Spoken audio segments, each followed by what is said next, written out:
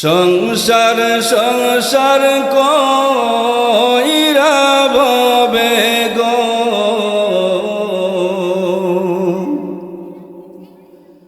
করলি না বন্দেগি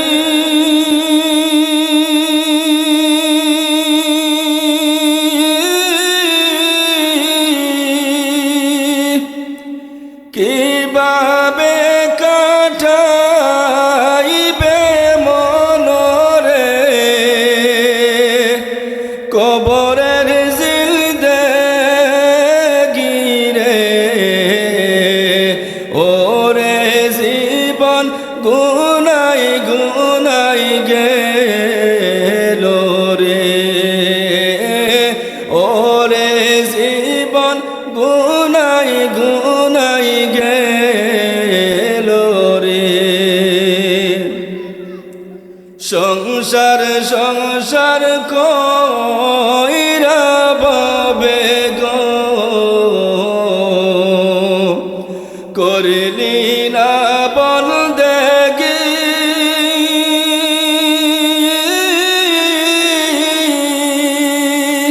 কিভাবে কাটাইবে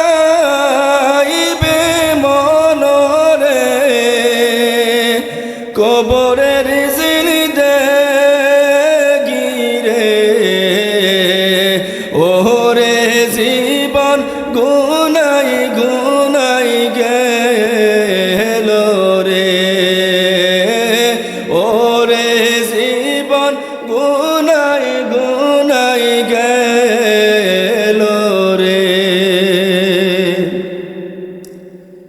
নিঃশ্বাসের বিশ্বাস কইরা গো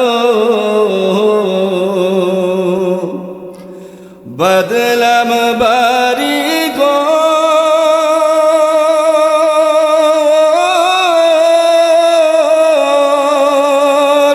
কোন দিন জানি আজরাইল আইসা গো কোন দিল জানিয়া আজরাইল আইসা গো সবই করবে পর রে ওরে জীবন গুনাই গুনাই গেল রে ওরে জীবন গুনাই গুনাই গেল রে ছেলে মেয়ের মায়ায় পয়রা গো ডাকিলি না মাওলা রে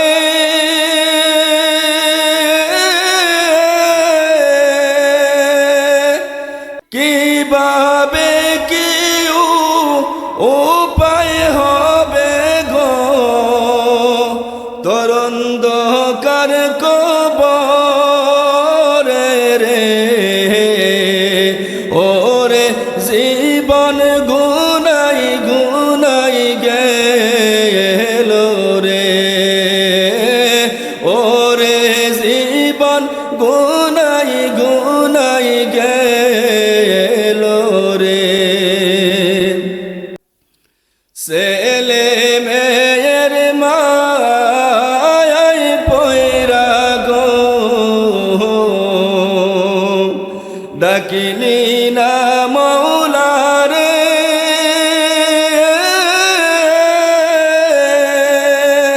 মাও নাই তুরবা আপনায় রে গেলইবে তোর কবর রে ওরে জীবন গুনাই গুনাই গেল রে ওরে জীবন গুনাই গুনাই গেল রে আল্লাহর নবী বিশ্ব নবী তু জাহানের বাদশা নবী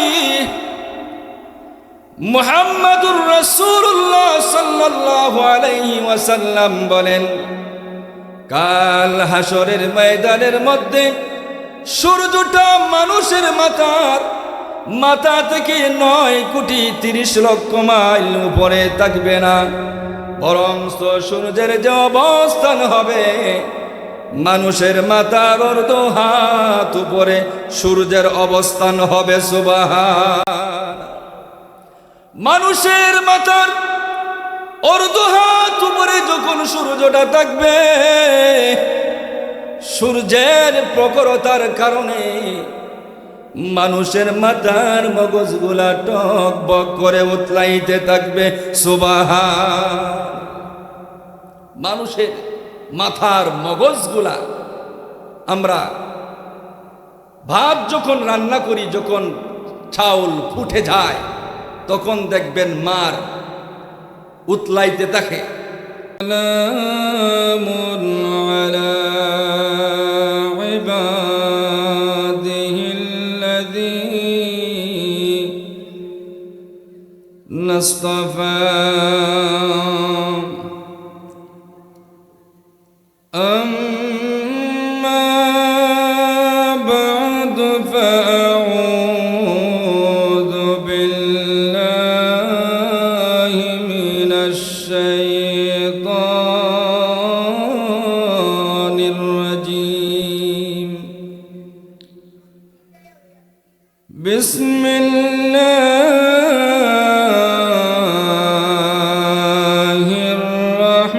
الرحمن الرحيم. يوم يفر المرء من أخيه وأمه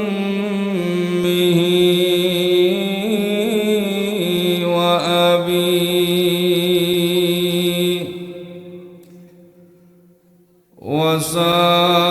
وصاحبته وبنيه.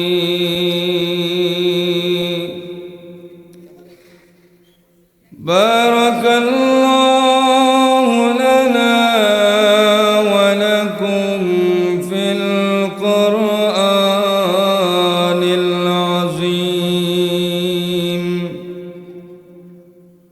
ونفعنا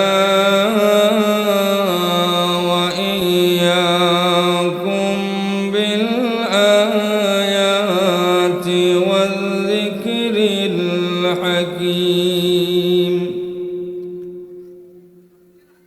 قال النبي صلى الله عليه وسلم: أطلب أمتي يوم القيامة 3 مواطن: غير الصراط وغير الميزان وغير الحوض، أو كما قال عليه الصلاة والسلام. সকলেই জবান খুলে মোহব্বতের সহিত দুরূদ শরীফ পড়ি। সাল্লাল্লাহু আলা সাইয়্যিদিনা ওয়া মাওলানা মুহাম্মদ ওয়া আলা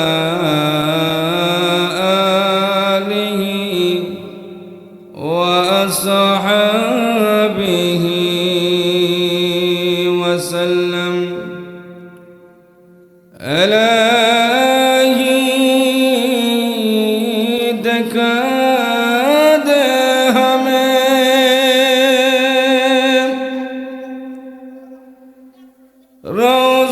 रोज़ाए मदीना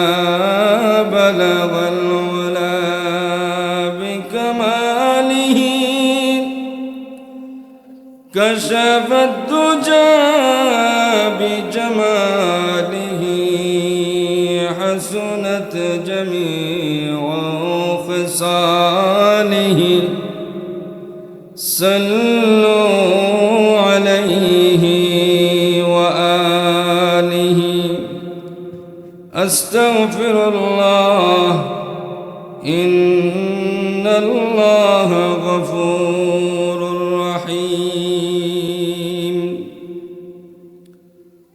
الحمد لله আল্লাহ পাক রব্বুল আলামিনের দরবারে অসংখ্য অগণিত শুকরিয়া আদায় করছি যে মহান আল্লাহ পাক রব্বুল আলামিন আপনি আমাকে মেহেরবানি করে চরলকিয়া আমিন মৌলভী ভারী ও যুব সমাজের উদ্যোগে মৃত ব্যক্তিদের স্মরণে নবম ওয়াজ ও দোয়া মাহফিলের আজকের এই নুরানি মজলিসের মধ্যে উপস্থিত হতে আমাদেরকে আল্লাহ তাআলা সুযোগ দান করেছেন। সেই জন্যে অন্তর থেকে জোরে সুরে একবার কি শুকরিয়া আদায় করা যাবে না? মন খুলে বলতে পারবেন? আমরা সবাই জবান খুলে একবার পড়ে নেই আলহামদুলিল্লাহ। আজকের মাহফিলের সম্মানিত সভাপতি হযরত মাওলানা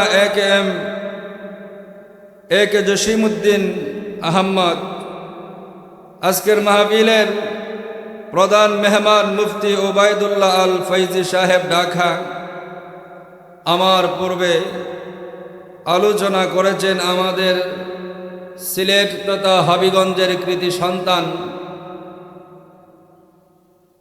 আল্লাহ তাআলাকে ওনার একটা গুণ হলো উনি যেখানেই যায় যার সাথে কথা বলে উনি অতি সহজে মানুষকে আপন করে নিতে পারে।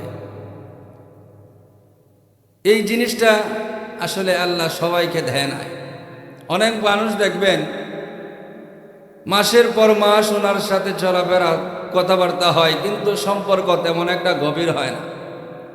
কিন্তু আমাদের এই হবিগঞ্জ হুজুরের মধ্যে আল্লাহ তাআলা এমন একটি সিফাত দান করেছেন, ওনার সাথে কিছু সময় কথা হলে বোঝা যায় যে উনি আমার অনেক আগেরই পরিচিত। দোয়া করি আল্লাহ তাআলা আমাদের মুফতি সাহেব শফিকুল ইসলাম হবিগঞ্জি দামাত বরকাতুহুম আলিয়া হুজুরের হায়াতের মধ্যে আল্লাহ তাআলা বরকত দান করুন, সকলেই বলে আমিন। আমি লম্বা চূড়া কোনো ভূমিকায় যাব না, সময় আমাকে নির্ধারণ করে দেওয়া হয়েছে। আমি আপনাদের সামনে পরকাল সংক্রান্ত কিছু আলোচনা করব। আমি যতটুকু পর্যন্ত আলোচনা করি আপনারা থাকবেন তো সবাই। এই পরকালটা কি আমাদের কাছ থেকে চলে গেছে নাকি সামনে রয়েছে? সামনে রয়েছে। আমাদের সামনে চারটা ঘাঁটি রয়েছে। এক নম্বরের ঘাঁটি হলো সাকরাতুল মাউতের ঘাঁটি। এই ঘাঁটি কি চলে গেছে না সামনে? সামনে। দুই নম্বরের ঘাঁটি হলো কবরের ঘাঁটি। এই ঘাঁটিটাও কি চলে গেছে নাকি আমাদের সামনে? আমাদের সামনে। তিন নম্বরে আমাদের সামনে রয়েছে যে ঘাঁটি রয়েছে, এই ঘাঁটির মধ্যে আরেকটা ঘাঁটি হলো ফুল সিরাতের ফুল ফাড়ি দেওয়া লাগবে কি লাগবে না? এই ফুল সিরাতের ঘাঁটি আমাদের সামনে রয়েছে। চার নম্বরের ঘাঁটি হলো হাসরের ময়দানের ঘাঁটি। আমি আপনাদের সামনে এই 4 নম্বরটা, প্রত্যেকটা তো আলোচনা করা সম্ভব না। এই 4 নম্বর ঘাঁটি সম্পর্কে, হাসরের ময়দান সম্পর্কে আপনাদের সামনে কিছু আলোচনা করার চেষ্টা করব। আল্লাহ পাক রব্বুল আলামিন যেন আমাকে আমলের নিয়তে বলার এবং আপনাদেরকেও আমলের নিয়তে শোনার তৌফিক দান করেন, সকলেই বলি আমিন। হাসরের যে মাঠ, এই মাঠটা খুবই ভয়াবহ। বর্তমানে আমাদের মাথার উপরে যে সূর্যের অবস্থান, এই সূর্যের দূরত্ব হলো 9,30,00,000 মাইল উপরে। কয় কোটি? 9,30,00,000 মাইল উপরে বর্তমানে সূর্যের অবস্থান। তারপরে এই সূর্যের আবার একটা আছে উল্টা পিঠ আর একটা হচ্ছে বাউ পিঠ। যেমন এটা মনে করেন উল্টা পিঠ, এটা হলো বাউ পিঠ। বর্তমানে সূর্যটা আছে এইভাবে। সূর্যটা কিভাবে আছে? উল্টা পিঠ দিয়ে আছে। 9,30,00,000 মাইল উপরে সূর্যের অবস্থান, তারপরেও উল্টা পিঠ দিয়ে জমিনের দিকে সূর্যটা রয়েছে। তারপরেও বৈশাখ মাস, জ্যৈষ্ঠ মাস যখন আসে, প্রচণ্ড গরম যখন হয়, দেখবেন বন্ধের মধ্যে যে জমিনগুলা রয়েছে সূর্যের তীব্রতার কারণে, প্রখরতার কারণে, উত্তাপের কারণে জমিনগুলা ফেটে খান খান হয়ে যায়। আমি কি মিথ্যা বলতেছি না সত্য বলতেছি? আল্লাহর নবী, বিশ্ব নবী, তু জাহানের বাদশা নবী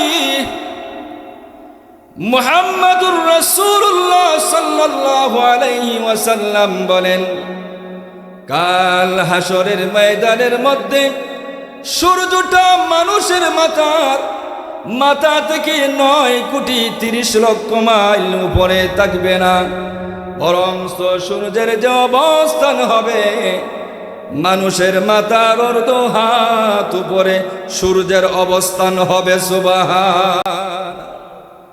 মানুষের মাথার অর্ধ হাত উপরে যখন সূর্যটা থাকবে, সূর্যের প্রখরতার কারণে মানুষের মাথার মগজগুলা টকবক করে উতলাইতে থাকবে। সুবহান। মানুষের মাথার মগজগুলা, আমরা ভাত যখন রান্না করি, যখন চাউল ফুটে যায়, তখন দেখবেন মার উতলাইতে থাকে। এইভাবে সূর্যের প্রখরতার কারণে হাসরবাসীদের মাথার মগজগুলা বাতের মারের ন্যায় উতলাইতে থাকবে। সুবহানাল্লাহ। আল্লাহর নবী বলেন, হাসরের ময়দানের মধ্যে মানুষ যখন এইভাবে সূর্য মানুষের অর্ধ হাত উপরে যখন থাকবে, মাথার মগজগুলা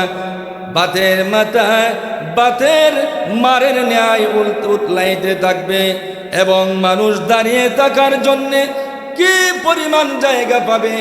আপনারা আজকে যেই মাঠের মধ্যে বসেছেন, এই রকম মাঠ দাঁড়ানো থাকার জন্যে পাবে নাকি?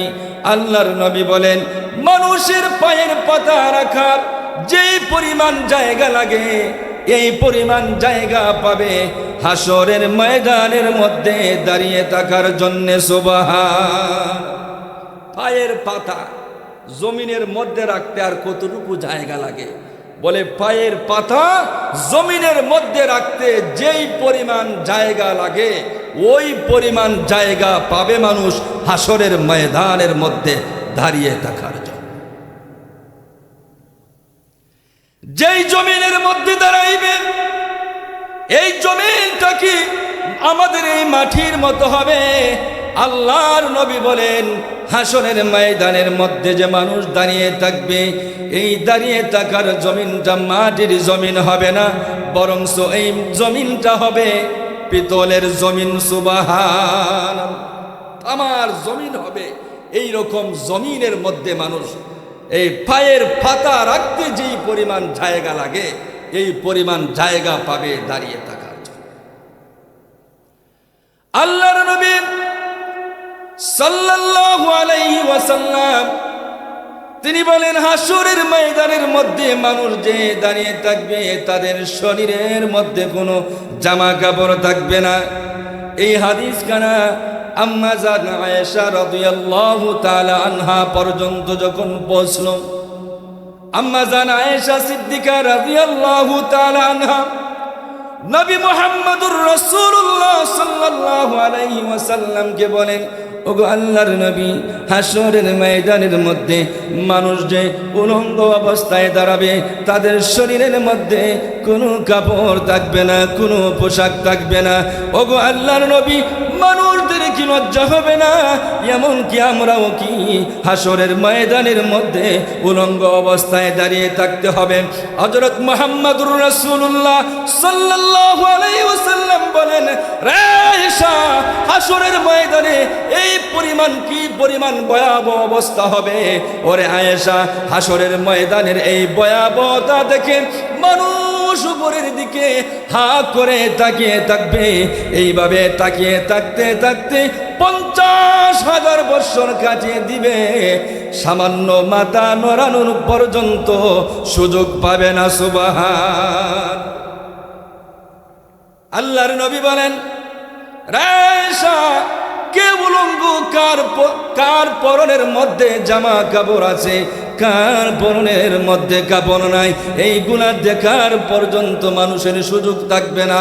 উপরের দিকে হা করে দাঁড়িয়ে থাকবে। আল্লাহ পাক রব্বুল আলামিন বলেন, ইয়াউমান কানা মিকদারুহু 50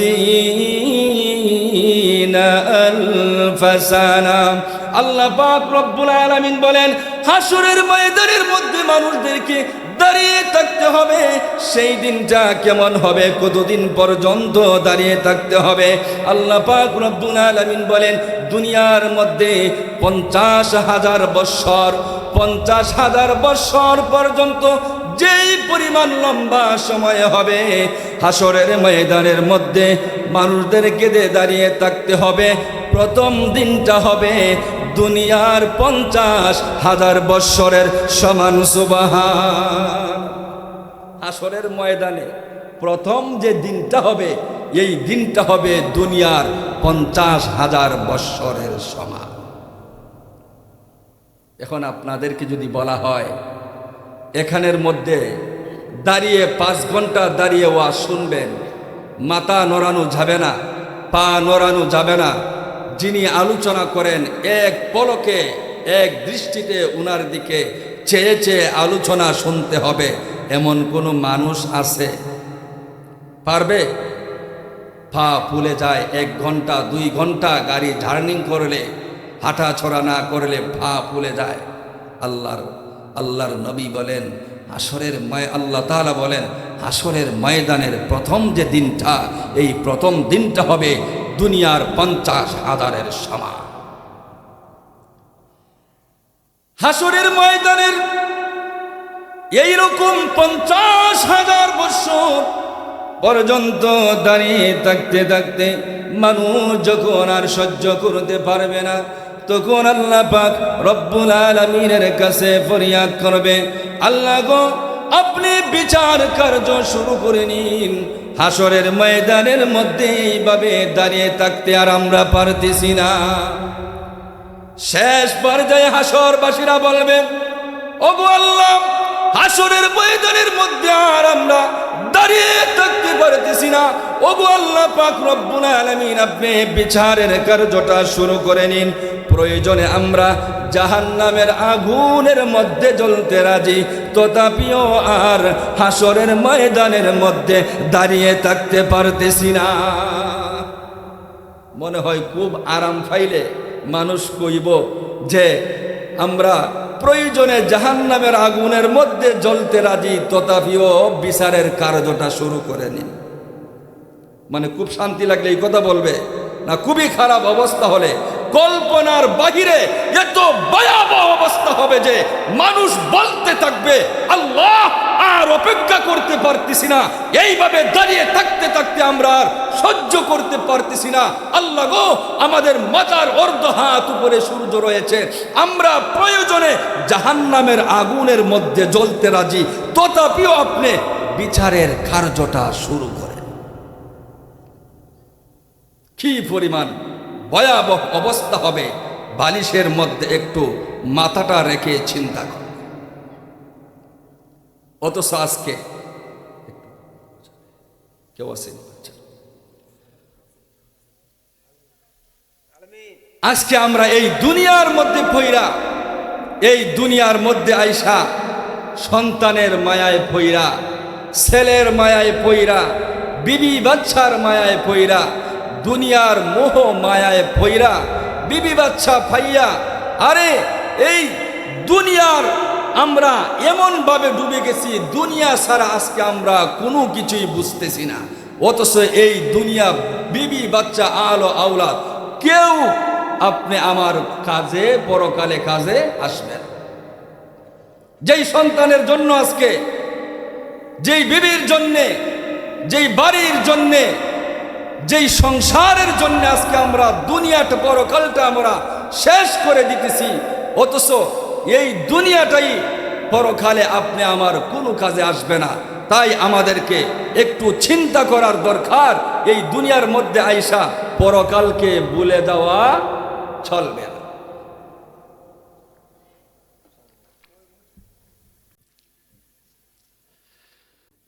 সংসার সংসার কইরা ভবে গো,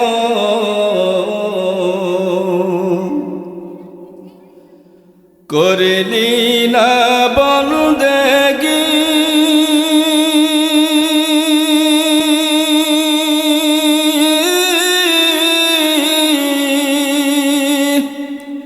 কিভাবে কাটাইবে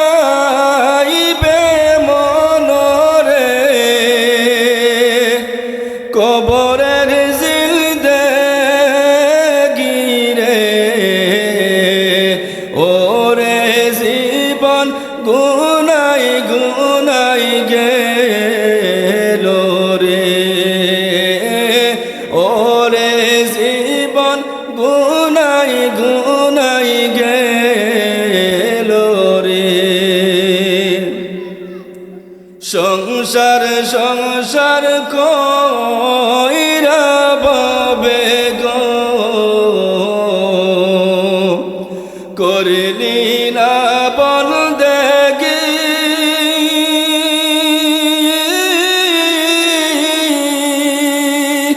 কিভাবে কাটাইবে মনরে, কবরের জিন্দেগি রে, ওরে জীবন গুনাই গুনাই গেল রে, ওরে জীবন গুনাই গুনাই গেল রে। নিঃশ্বাসের বিশ্বাস কইরা গো, বদলাম বাড়ি গো,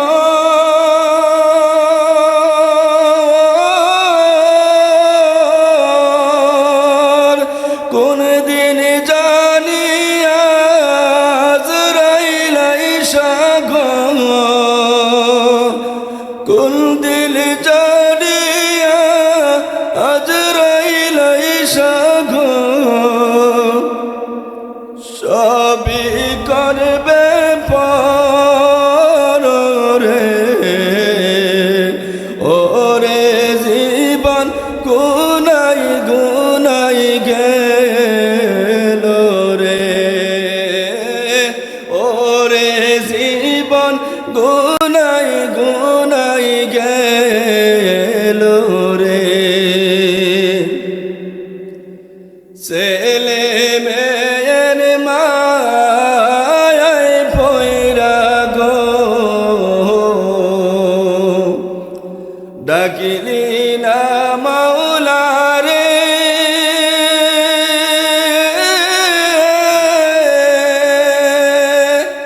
কিভাবে কি উপায় হবে গো তরন্ধকার কবরে রে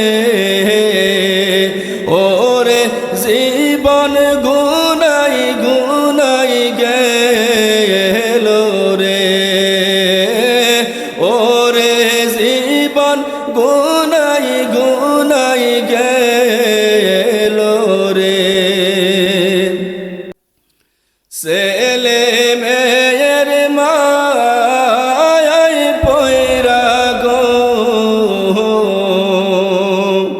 ডাকিলি না মৌলা রে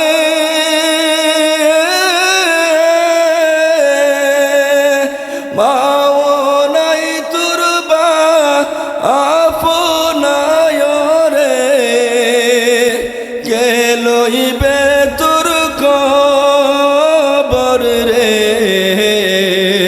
ওরে জীবন গুনাই গুনাই গেল রে ওরে জীবন গুনাই গুনাই গেল রে রব্বুল আলামিন বলেন يوم يفر المرء من أخيه وأمه وأبيه وصاحبته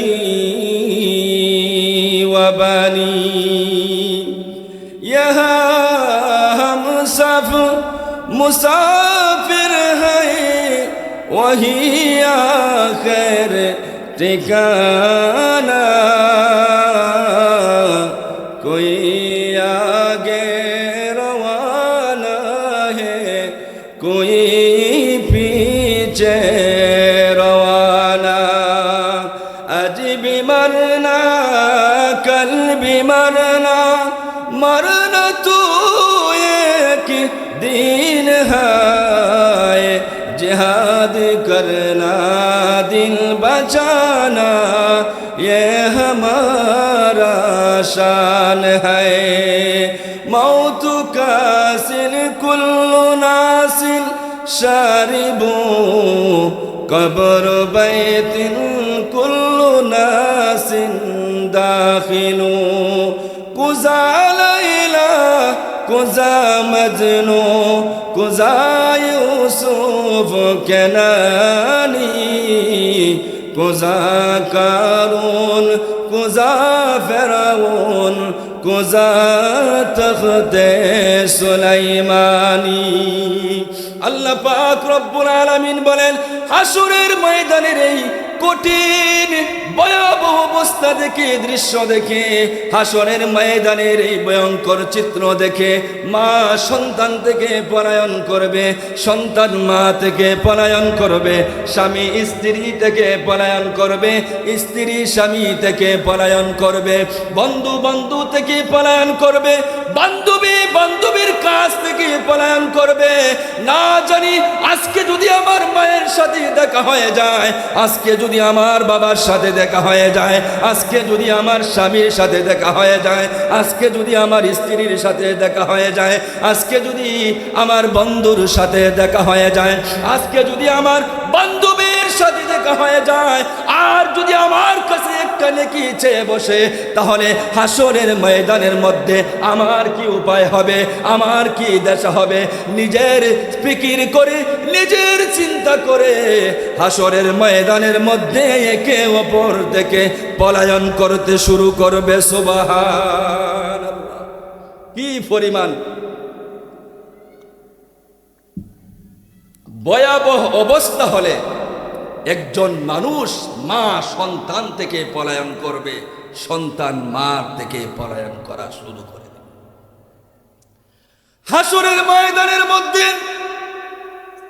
মানুষগণকে যখন আল্লাহ পাক রব্বুল আলামিন জিজ্ঞাসা করবেন বান্দারে তুমি কেন অন্যায় করেছো গুনাহ করেছো আমার কাছে আজকে জবাব দাও আমরা অনেক সময় মনে করতে পারি আমার ঘরের মানুষদেরকে চোখে পাকি দিয়ে আমি গুনাহ করেছি, অন্যায় করেছি, বাবা দেখে নাই, মা দেখে নাই, আমার বাড়ির লোকজন দেখে নাই, আমার গ্রামের লোকজন দেখে নাই, মানুষের চোখ পাকি দিয়ে আমি গুনাহ করেছি। না না, দুনিয়ার সমস্ত মানুষের চোখ পাকি দিতে পারেন, কিন্তু আল্লাহর চোখ পাকি দেওয়া সম্ভব হবে না। এই জন্যে হাসরের ময়দানের মধ্যে আল্লাহ পাক রব্বুল আলামিন বান্দাকে যখন জিজ্ঞাসা করবেন, বান্দারে তুমি কেন অন্যায় করেছো, তুমি কেন গুনাহ করেছো, তুমি ওই কাজটা কেন করেছিলে, অমুক কাজটা কেন করেছিলে, তমুক কাজটা কেন করেছিলে, তুমি সম্পদ কিভাবে অর্জন করেছিলে, তুমি সম্পদ কিভাবে ব্যয় করেছো, তুমি নামাজ পড়লে না কেন, তুমি রোজা রাখলে না কেন, তুমি পর্দা মতো চললে না কেন, তুমি গান বাজনা শুনলে কেন। এইভাবে এক এক পাপের কথা আল্লাহ পাক রব্বুল আলামিন যখন হাসরের ময়দানের মধ্যে বান্দাদেরকে জিজ্ঞাসা করতে থাকবেন, বান্দারে তুমি কেন এই অন্যায়গুলা করেছো, তুমি কেন এই গুনাহগুলা করেছো, তখন বান্দারা আল্লাহ পাক রব্বুল আলামিনকে হাসরের ময়দানের মধ্যে জবাব দিবে, বালিল ইনসানু আলা নাফসিহি বাসীরা ওয়ালাউ আলকা মাআযীরা।